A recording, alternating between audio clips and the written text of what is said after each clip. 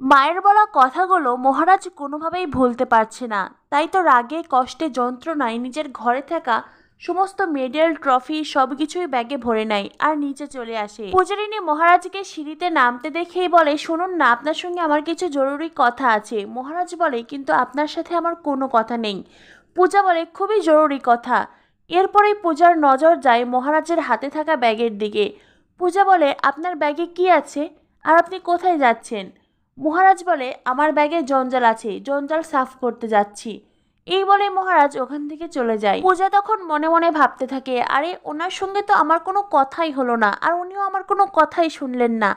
আমি ওনাকে কি করে বলবো আমি আবারও দোকানে বসতে চাই, আগের মতন দোকান খুলতে চাই? উনি কি আমাকে দোকানে বসতে দেবেন?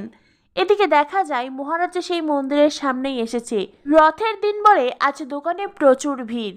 অনি, রিয়া সকলেই মাকে সাহায্য করছে, কিন্তু পূজার মতন কেউই মাকে সাহায্য করতে পারছে না, বা পূজা যেভাবে সামলাতো তারা কেউই সামলাতে পারছে না। তখনই অনি বলে, বাবা এত লোকজন, তাদের এত রকম চাহিদা, আমি তো পারছিই না। রিয়া বলে, তুই তো আগে কখনো আসিসনি, এইরকমই ভিড় হয়, পুজোর দিনে আরো লোকজন আসে। তখনই অনি বলে, আরও থাক, আমি বরং দিদিকে একটা কল করি। পূজার মা বলে, এই অনি না, একদম নয়, ওর নতুন বিয়ে হয়েছে, সবে সবে বৌভাতের অনুষ্ঠান শেষ হলো, ওর শাশুড়ি মা নিশ্চয়ই রেগে আছেন এখনও, এখন কল করতে হবে না। অনি বলে, চুপ করো তো মা, উনি তো সবসময়ই রেগে থাকেন, আমি বরং দিদিকে একটা কল করি। এরপরেই অনি বলে, হ্যাঁ রে দিদি, তুই কি খুব ব্যস্ত?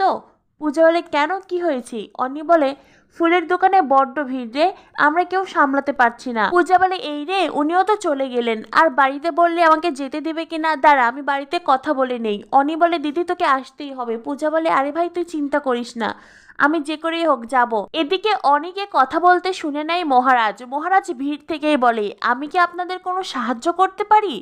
পূজার মা তখন দেখে মহারাজ। পূজার মা এগিয়ে এসে বলে, আরে বাবা তুমি এখানে? মহারাজ বলে, হ্যাঁ, আপনাদের দোকানে দেখছি আজ অনেক ভিড়, আমি ভেবেও ছিলাম আজকের দিনে আপনাদের দোকানে অনেক ভিড় থাকবে। পূজারিনী যেহেতু নেই, আপনারা হয়তো সামলাতে পারবেন না, তো আমি আপনাদেরকে কি সাহায্য করতে পারি? তখনই পূজার মায়ের মনে পড়ে যায় পূজার বাবার কথা। তিনি বলেছিলেন, বিয়ের পরে দেখবে আমাদের জামাই হয়তো ছেলের মতন আমাদের পাশে দাঁড়াবে।